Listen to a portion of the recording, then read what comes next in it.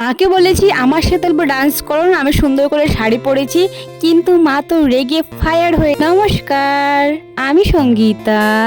সকাল সকাল উঠে প্রথমে ব্রাশ করছি, ব্রাশ করার শেষ পরে রান্নাঘরে গিয়ে নিজের হাতে আজকে হরলিক্সটা বানিয়ে নিয়ে নাম। হরলিক্স আর বিস্কুট দিয়ে বসে পড়েছি খাওয়ার জন্য। তারপরে দেখছি মা এখানে বানাচ্ছে হলো মাছ। বাবা আজকে মাছ নিয়ে এসে পড়েছি। আমি বলেছি আমি বানাচ্ছি মা, তুমি রেখে দাও। তারপরে আমি মাছটা রেডি করছি বানানোর জন্য।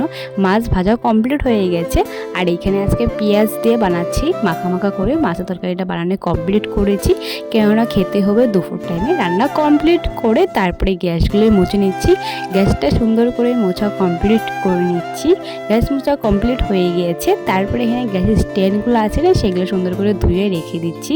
তারপরে হলো কাপড় ধুয়ে নিয়েছি। আজকে প্রচুর কাপড় ধুয়েছি, কেন আজকে রোদ্দু উঠেছে, নাহলে বৃষ্টি পড়লে কাপড় দেওয়া হয় না। তারপরে স্নান করে এসে চুলটা সুন্দর করে খুলে নিচ্ছি। রাত্রেবেলায় বেনুনি করে ঘুমিয়েছিলাম, সেই চুলটা খুলে নিয়েছি, সুন্দর করে মুখে ক্রিম মেখে নিয়েছি। তারপরে ঠাকুর ঘরে এসে সুন্দর করে ঠাকুর দেওয়া কমপ্লিট হয়ে গেছে। আমার ঠাকুর আসনটাকে সুন্দর লাগছে না দেখতে, ঠাকুর দিলে মনটা আমার ভালোই লাগে। সো তোমাদের ভিডিওটা কেমন লেগেছে অবশ্যই কমেন্ট করে জানাবে। আজকের জন্য বাই, দেখা হচ্ছে নেক্সট মিনি ব্লগে। Tata everyone.